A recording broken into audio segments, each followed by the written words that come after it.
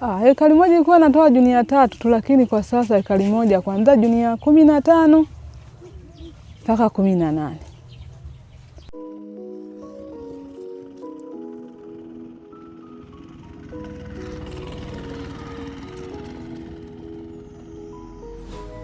Sisi Amani Girls tukishirikiana na shirika la Strome tunashirikiana kuwafundisha wakulima mbinu za kilimo himilivu ikiwemo kilimo hifadhi na sasa kutumia mbegu bora, lakini kwa leo tunataka tujikite zaidi kuwaelezea kuhusu biochar na shuhuda mbalimbali kutoka kwa wakulima. Vile tutawaonyesha na kuwaelekeza hatua mbalimbali za kutengeneza biochar mpaka kufikia kwenye matumizi yake.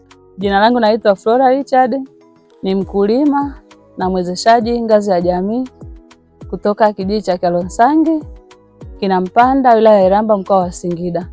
Tunatekeleza mradi wa kilimo biashara kutoka shirika la Amani Girls pamoja na Strome Foundation. Tumepata elimu ya kilimo biashara, pia tumepata elimu ya kutengeneza biochar. Biochar ni mkaa unaotengenezwa bila ya uwepo wa oxygen kutokana na mabaki ya mimea, ambayo mabaki hayo huweza kuwa mabaki ya mimea ya alizeti, mbaazi au mazao mengine tofauti yakiwemo pia mabunzi yatokanayo na mahindi. Leo nitaelezea hatua za kutengeneza biochar. Kwanza kabisa tunakusanya mabaki ya mazao kama alizeti, mbaazi, majani ya miti na mengine.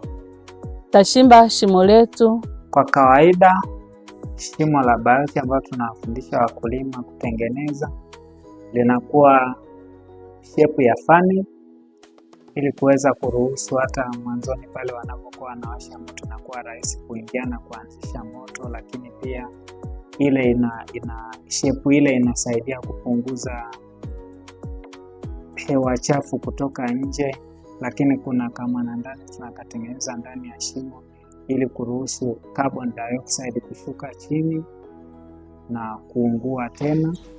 Vipimo vya shimo la biochar vinakuwa upana 2.5, lakini urefu wa kwenda chini na kuwa 1.2 mita.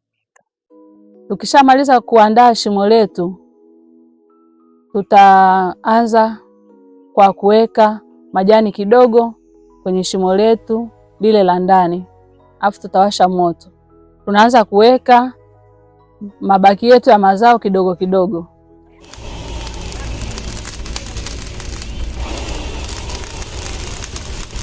Unapochoma biochar unahakikisha haiwi majivu. Unapoona sehemu kunaanza kuwa na rangi nyeupe, unadumbukiza mabua ili kuzuia kuungua. Ukidumbukiza mengi unaleta moshi ambao hatuhitaji. Paka shimo letu lijae. Likishajaa tunazima moto wetu kwa kutumia maji. Baada ya hapo tutafunika na mifuko, tutawekea udongo juu ya mifuko, tunamwagia maji. Tayari tunaiacha biochar yetu inapoa kwa muda wa siku 2 au 3. Unaweza kwenda kufukua kutoa na ukachoma na nyingine.